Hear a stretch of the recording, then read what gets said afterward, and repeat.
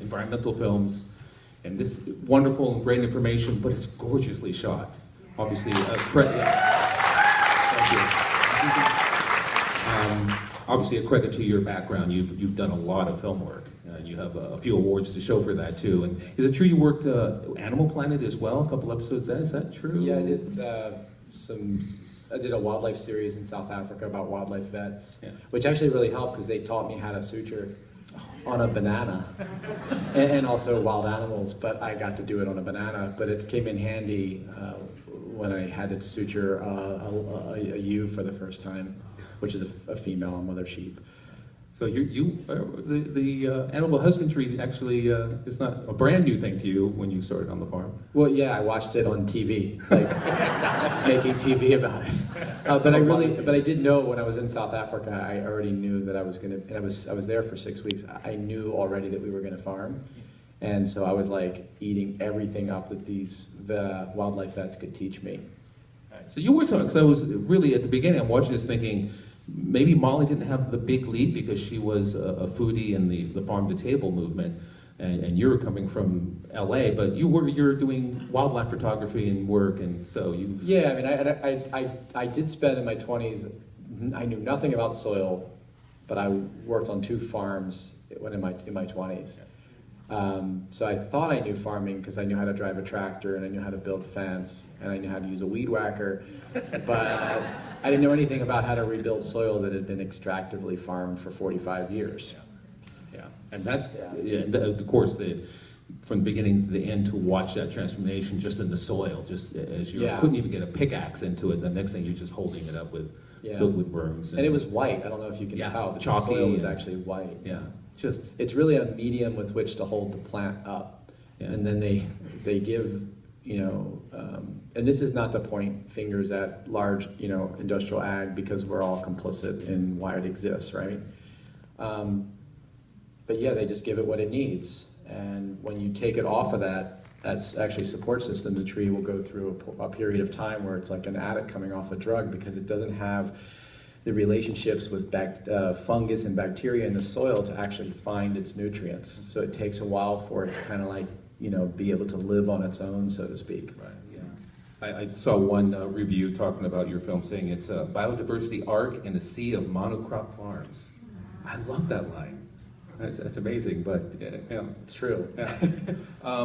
And also watching the film, to me, I mean, it's a brisk 90 minutes. Yeah. So, but as we're watching it, and you're coming up against each of these insurmountable problems, and in the scene when you do take the life of one of the coyotes, and you're saying you step back to observe first, and then find the solution in that.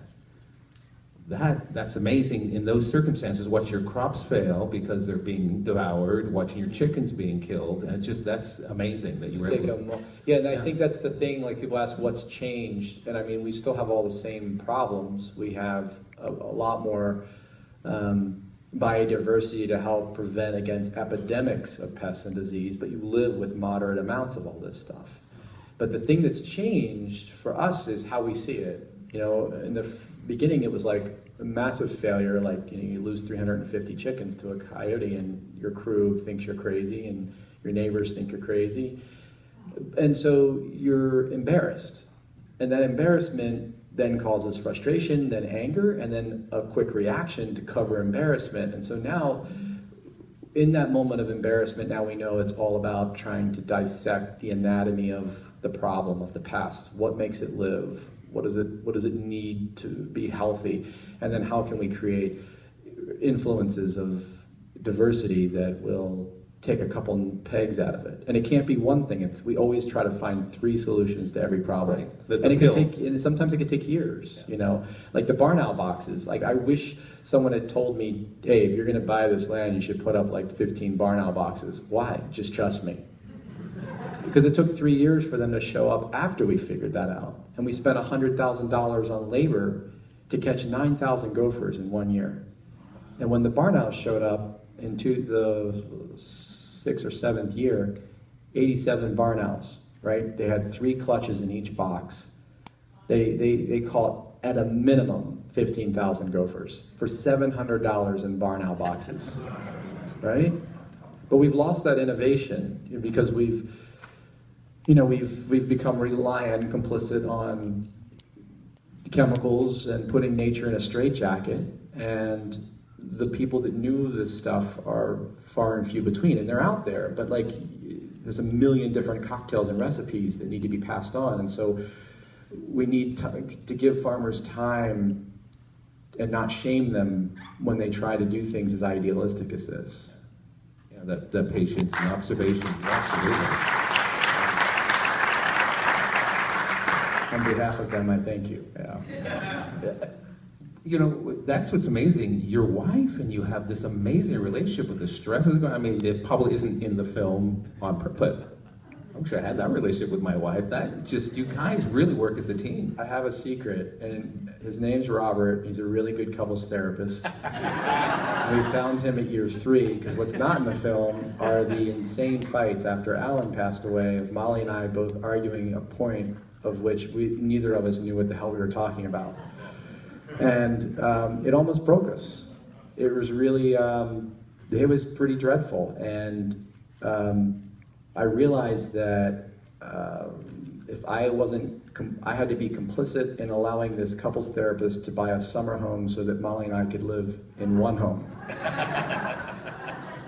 And we often say on the farm right now, the greatest threat to our immunology is no longer the deficit that was once in our soil, because now that immune system within that soil biome is healthy. The next level of that immunology is the communication between Molly and I, and the communication with our crew, and the way they talk to each other. Yeah, it's poetry, right? You could do some couple therapy here. My wife would disagree with that. Of course. The crew is, I mean, how many folks do you have on your crew at this point? So agricultural crew, farming crew is almost 20. And then what happened, which is really cool because we have a very supportive investor, and around year 4 we did a bunch of scientific research. We partnered with UC Davis and Cal Poly on some stuff, and then did some independent analysis, nutrient analysis on the eggs. And we tested them for 5 years against like a Kroger, like $2 egg. And the cool thing is that we fed the same feed for 5 years. It's a Modesta Mill, organic, GMO-free, soy-free mix. Plus they're eating, obviously, off the pasture. The only thing that changed in that 5 years was not the food, but the nutrient level went up 3 to 5 times. Does anyone know what caused that change? Soil. You guys are so smart. It's true. So, and the bugs that live off that soil, right? You know, pill bugs, we call it roly-polies. They're actually a wood louse. It actually breaks down organic matter, right? It's living off of that stuff, and it's absorbing the nutrients. If the chicken, say, eats that or something like that, or a worm, all those nutrients are cycled. Obviously, the grass, chickens eat grass. It's just crazy. And so once you saw that, we realized that we really had something, and so we invested in more market staff and really trying to sell as much direct to consumer, because as you all know, in this area, it's all about a local food economy that supports this way of farming. So we've increased staff anywhere from 30 to as high as 60 during picking season. But that's not incredibly uncommon because we grow 250 things on 214 acres. That's really bad, and that's why we need a couples therapist. So don't have to do that to be a regenerative farm. I actually live up in Sonoma County, and I'm very, know lots of folks in the wine industry and the kind of different forms of farming up there. I was so taken by the 18 inches of rain and the dreaded, cover crop that was feeding the gophers that were eating the roots, and that basically saved your topsoil. This huge rain we've had this past season here, just across the road, just the soil's being washed down into the Russian River. So it was really impressive to see that really come to save your farm. Yeah, and so we have obviously a water issue down south, and you guys, not as bad here, but it's bad, right? 85% of the food grown in Ventura County is shipped out of the county. And the water resource there is finite, and I know this is so that the farmers can sustain a living, but there's 14 million people within 45 minutes. I mean, there's really no reason why we couldn't sell everything local if we were growing a diverse of crops. But the thing is that when we first started the farm, we were telling the ag extension, we're going to grow cover crop. They're like, well, that's going to take a lot of water, and we're not giving you an allocation for cover crop. You have an allocation based on your crops that you grow, and that's it. We're like, all right. So then, like within the first 2 years, they cut our allocation by 25% across the board with everybody because we were in the middle of this horrible drought. We were able to, over the 8 years, grow cover crop, establish that crop, which takes more water in the beginning, and be 10 to 35% under our allocation, right? And then on top of that, the cover crop sequesters water. No water leaves our farm. Like, we walk around while it rains. If I see any water running off, we're like, why? Where's the problem? Why is the cover crop not good enough here? So we had 24 inches of rain. We were able to sequester 140 million gallons of water. And then whatever the plants don't use, obviously, like I said in the film, goes back into the aquifer. And why that's not a requirement for other farms is really beyond me. When I started, the water was at 650 feet, now, meaning down below the surface. Now it's at 800 feet. So it's dropped like almost 150 to 200 feet in 10 years, the aquifer level. Anyway, so yeah, I mean, cover crop, beside all the other things, is an amazing source to create and recharge your aquifer. Another question, comment before we throw it to the audience. My favorite story has got to be Emma and Greasy, that relationship. And you guys, the Oprah Winfrey Network, their YouTube channel, has all these wonderful shorts that John created, going back, I think, to 2015. Yeah. And of course, Greasy and Emma are in there, and some other ones. It's Super Soul Shorts, I think. Yeah, I started doing them for the series that Oprah did called Super Soul Sunday. Yeah. And it was fantastic. I would make these short films about these animal characters, and I would send them to Oprah, and they would put them on at the end of her show. They're loved. Check it out. It's really very cool. It kept me kind of like thinking about like filmmaking, because for 5 years I really didn't think I was going to make the film until I saw the return of biodiversity. I was sort of reluctant because I didn't know what the story was going to be. I mean, aside from Emma and Greasy, I was like, what am I going to tell people? I anthropomorphized a pig and a rooster having a sexual relationship. That's right. Perfect. Which I have been asked about in Q&A, so if you're going to ask it, it's not possible for a rooster to father piglets. We know that. It was uncomfortable. She was 55. We have a mic runner, my good man, assistant manager Jordan, so if there's any questions, he can get to you. Look right here. Let's go close to you there. I have two questions. One, where are the cats, the wild turkeys and other animals that can help with the pests? And second question, how can we change the farms around you to this type of farming? And what prevents other people to farm like that? The last question I'll answer first. You guys wanting that food. Their kids want to grow food in this way. But the excuse is that there's not an economy that supports it. I actually don't sell any of my food in Moore Park because no one will buy it. I don't know. But I do know that they'll buy it in Thousand Oaks, which is 15 minutes past Moore Park. So eventually, younger families or families that have gone through a health crisis that know, that food is the medicine, will maybe, start buying from us.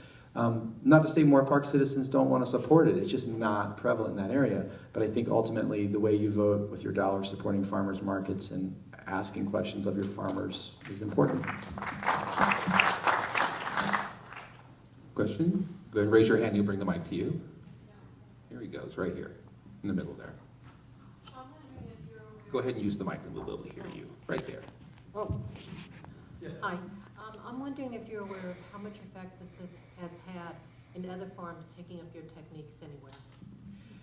It's a great question, and we've never been like trying to point fingers at them. They were very defensive when we moved into the neighborhood. I was told things like, you can't feed the world with this way of farming, and which, that is a perspective that started after World War II, where all farms were supposed to grow food in dense in volumes with which would feed the world, but suddenly farmers couldn't eat off their own farms, and there weren't grocery stores, so they had to invent grocery stores so farmers could buy food. So that's just an old mentality. But then I have last year 5 or 6, the same farmers came around and they were like, "Why are your avocado trees is twice the size of ours? And how come you're not, spraying for thrip? And why are you, how are you dealing with ACP? And how are you dealing with the snow? I heard you had like ducks or something." And it's really cool, And we had to prove ourselves. And now I'm also seeing down the road, like. 2 farmers are growing cover crop, and they're using the same exact blend that we're using. So I know they learned it from one of the guys that we used to work with, and that's really cool because now they're out there with weed whackers, which takes fuel, but they're not out there with guys in white suits and masks spraying Roundup. Which only benefits your farm than not have those chemicals anywhere near your operation. Yeah, it's really nice. Yeah, I just bite my tongue when I. Another question? Good. Hi, I have a 3-acre farm in Mill Valley that Nice. started out as a dairy farm back in 1934. We bought it from the grandson, and it had been neglected for about 40 years. So when we bought it, it was completely covered with invasive exotic plants and eucalyptus trees like you can't imagine. We're getting started, but it's really hard. Going into year 3, bees, I could go on, but the question I'm really interested in is, how on earth did you find an investor to sponsor all of this? You want to know the secret? I don't know, but we talked about it a lot. We kept telling everybody we knew, regardless of back to that word, the shaming that we would feel, like, well, what do you guys know about farming? We just were like, let's just keep, telling everyone. And eventually a family member connected us to a couple who had invested in some farmlands in the past and had a lot of understanding about gut microbiome through issues that they had faced. And you didn't have to convince them about the importance of nutrient-dense food with deep flavor. And they had an ecological compulsion to be involved in things. And there are a lot of people out there that actually want to invest in this kind of thing and even have land. And are looking, they'll come up to me and they'll ask me, do you know any young farmers that could farm our land in this way because we don't want it to be destroyed? So, there's Slow Money is an organization that does microfinance lending to small farms, and especially if you're underway, you might want to look into them. Slow Money, a guy named Woody Tash. I've never worked with them directly, but I keep hearing their name. But it's out there. You could go to certain certifiers, like buy a Demeter or regenerative organic certification through Patagonia funded it with NSF and Rodale. But you can ask that question directly of those people. They can help connect it. That's it. There's not a community for this stuff yet. Jordan, get you right there, sir. There you go. Hi, thanks. 2 questions. The predator birds, the hawks and the eagles, were they enough to keep away the fruit-eating birds? So, a couple things. One, you start growing enough fruit that the birds can't eat it all. 2, I now have permanent Cooper hawks in various triangulations around that block of trees. And 3, I planted 10 mulberry trees that at certain times of the year keep them distracted from eating the fruit. Oh. So it's not perfect, but I don't hear we're not running around going, oh God, we don't have any fruit to sell because they destroyed it all. And then we also invested in these kites that look like hawks, which are ridiculous. My son loves them because they're kites that fly around, but the birds figure it out after a little bit. Second question, how long did it take you to become profitable? And were your investors repaid? So we probably could have been profitable if we didn't double down and triple down, really, and hire more staff to sort of create the marketplace, the delivery system, our own pack and ship and sales team. Probably around year 5, not including the infrastructure on the housing side, which was a separate investment for them. But I do think that we picked really expensive land, that we paid what any other farmer would maybe pay for it.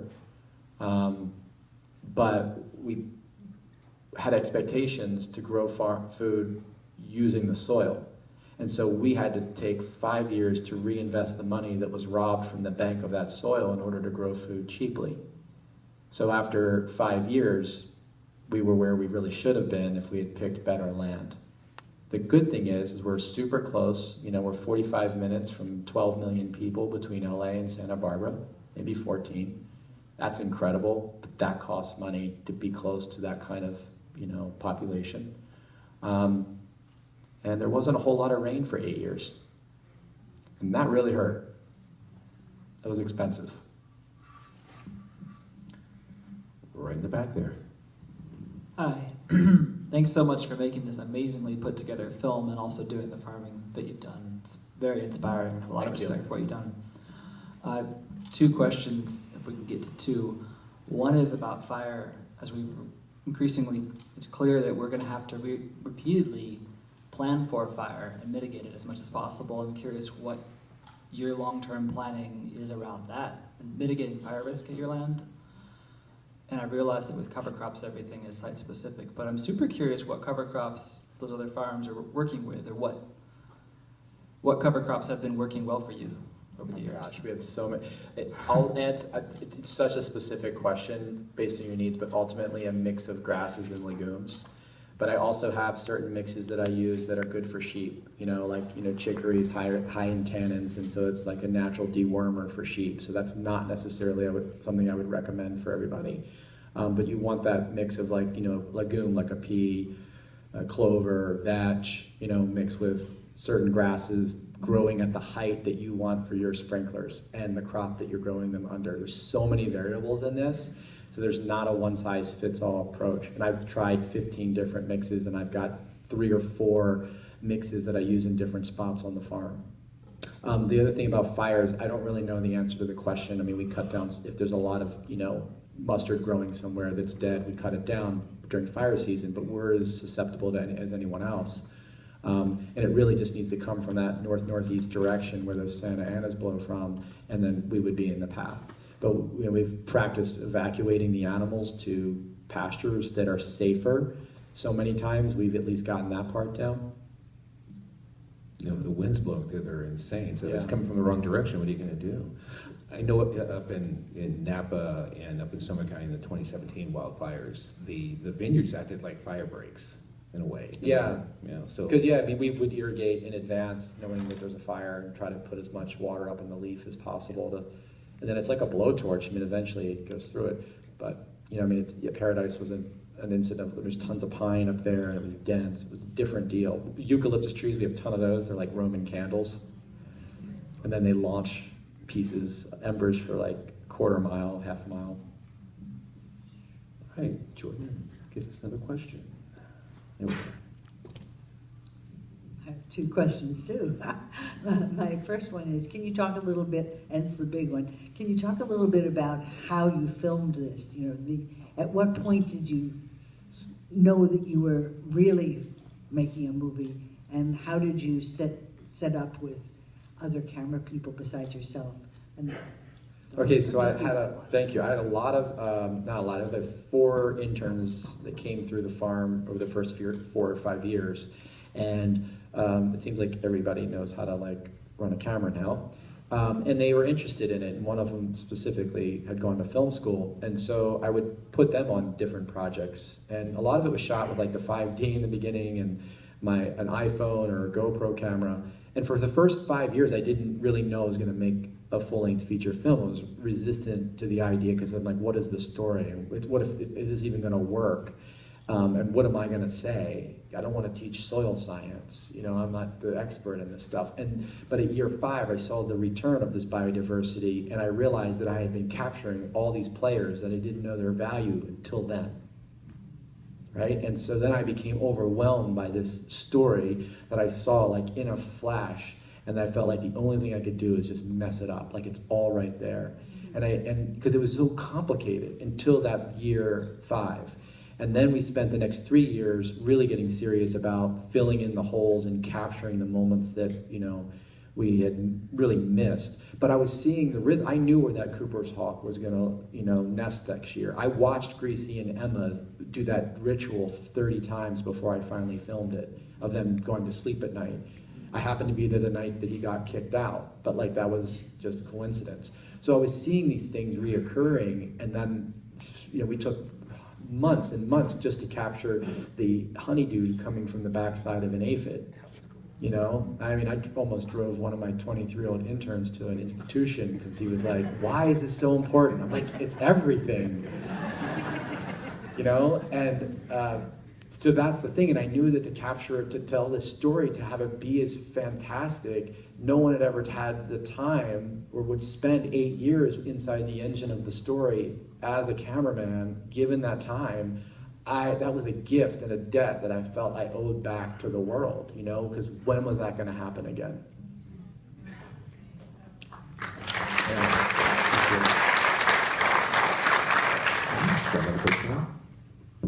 You haven't spoken of carbon sequestration, but it seems like that's what black soil is. Can you say something about that? I will. Thank you for bringing up the nerd stuff that I like to talk about now. Love it. First, let me say, just to finish it, we amassed 90 terabytes of footage. Yeah. The editor was in there for a year and a half. She's super fast, and she still talks to me. That's a lot of footage. It was 880,000 clips. I don't even know how many hours. So one of the cool things is that over the 7-8 years now, we've increased our soil organic matter level to 3%, more or less across the board, higher in some spots, but we feel safe always saying 1 to 3%. So soil organic matter, just to give it some value and context, a 1% increase in soil organic matter per acre requires the drawdown of around 21 tons of atmospheric carbon to be locked now into the soil. And you do the math on that times 3, and in some areas on the farm we have soil organic matter miraculously at 11%, because one of the cool things is when other neighbors grind up their orchards or they want to burn them, we take all the mulch and put it on our land and create worm farms around every tree. One day they're going to realize we've been robbing them for 8 years. Another thing, 1% increase in soil organic matter per acre of land has the ability to hold 16,000 to 20,000 gallons of water in the top 12 inches. So you got 3% increase, or 3% soil organic matter in that acre. You're talking about 60,000 gallons. That's like 2 swimming pools. That's pretty incredible. Talk about the water holding capacity of soil. Really important, not to mention all the nutrient cycling that goes on by the increase of that organic matter. But yeah, there's a lot of organizations that believe that farming can play a significant role in the reversing of those carbon numbers, and they're not wrong. There's obviously a tremendous amount of drawdown. We've lost 1/3 of the world's topsoils in the last 260 years. That's all the Industrial Revolution, time period, and we've done all that unconsciously. And we accuse ourselves of being, I hate this word, but calling ourselves the cancer of Earth. That is absolutely inaccurate. We are nothing like cancer. Cancer is a cell that mutates and becomes immortal and then replicates and then lives off of its host with reckless abandon and no consciousness for the mortality that will come to it because of its ignorance, for its the necessity for which to live off of a host that is healthy. We are not unconscious. We've done things unconsciously, but with consciousness, Molly and I, 2 stupid kids from Santa Monica, with the help of an investor and a lot of idealistic kids, took 45 years of extractive farming and in 7 years reversed it to better than what it was. And that there's a lot of people out there that have that force of nature in them and that consciousness.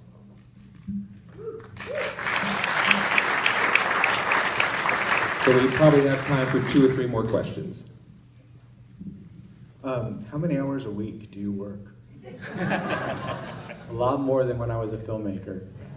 Yeah, it's exhausting. I think I aged a lot through the process. I know Molly did too. But you trade a geographical experience and freedoms of being able to see your family in other states, and for one of great depth where you live, and everything becomes so much more purposeful. And you know, we talk about like looking for purpose and meaning in our life, but there's like one word that I think probably solidifies our experience, and that is like this profound reconnection to something that we didn't know we were missing. You know, and I think we all run with a little bit of this. Even if you say, I don't like nature, I hate spiders, I don't believe that to be true. There's nothing you love more than nature. You know, and the reconnection to it satisfies a tremendous amount of what we all seek. So I just wanted to say my brother-in-law is an organic sheep farmer on the west coast of England, and I know how hard he works. It's a lot of work. And so, you know, kudos to you. But I also was curious because he uses a lot of volunteer, like international help from like woofers, woofer organizations. Yeah. And young people who come to work on his farm, and I was wondering if you utilize that as well. Those are exactly what we used. We used the Wolf website and put our little picture up there and said, we're going to do this farm, and we had volunteers from all over the world. The first 2 years, maybe 3, it was Raul and Flavio, Molly, myself, our dog, and 8 woofers. Let's get 2 more questions, so let's get, go ahead. Very quickly, why Highland cows? Why Highland cows? Why Highland? Because some things in life are meant to be aesthetically... and I learned that actually from... nothing is more important than really, truly loving everything about what you do and being aesthetically inspired by it, because when that cow gets mastitis, if it's a breed you don't like, it's going to be really hard on you when you're not walking towards it and loving the way it looks. And I think cultivating beauty is probably the most undervalued and important thing that we've done on our farm, because it gets really, really hard, but it's such a beautiful place and I don't want to leave it. Whereas if I wasn't cultivating beauty and it got hard, I would be looking at a pamphlet on when I could go to Hawaii, you know? So Highland cows, because they're pretty.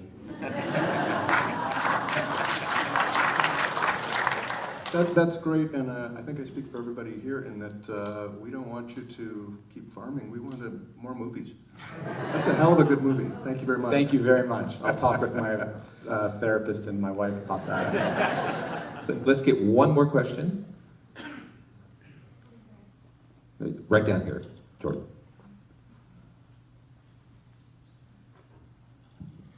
Thank you.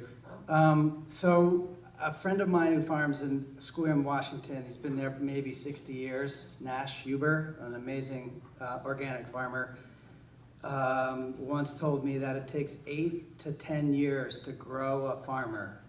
And I'm wondering when you had that moment on your farm, and if you had that moment, what that was like for you, and also if you've had an experience with the diva of your farm, if there's an angel on your farm who's been helping you as well. That's a great question, because I always wondered when I would feel comfortable calling myself a farmer, and I would say it did happen around year 7, maybe 5, maybe 8, because I felt like relaxed in moments that normally I felt completely terrified of, and I was accepting of the fact that I was not actually a really good farmer, that even great farmers struggle and have this humility as a sense of confidence in a way. Like, you don't have to be perfect, you just need to show up every day. And I don't know, for around year 8, I just sort of, that all came together for me, and I still, obviously there's so many other farmers that are far better than me that I'm still learning from and will be forever. And then the diva? Deva. What's that? Ah, Todd. I mean, Todd, he's the spirit animal that led us there. It's crazy. I didn't really, when we were cutting the film in the beginning, I didn't really put all that together until I was in the room. How profound that was, that commitment to him, as ridiculous as that was, led us to that place. He's, I like to say, he's buried out back of the house where we used to live on the farm. We've moved to another part. He's under a ginkgo biloba tree, and I look around and I know, because of the relationship to mycorrhizae fungi and how it's attached to the roots of those trees around and searching with mycelium, scouting out and finding nutrients for various trees. They're pulling apart Todd's body, and he's a part truly of everything around there. It's pretty cool.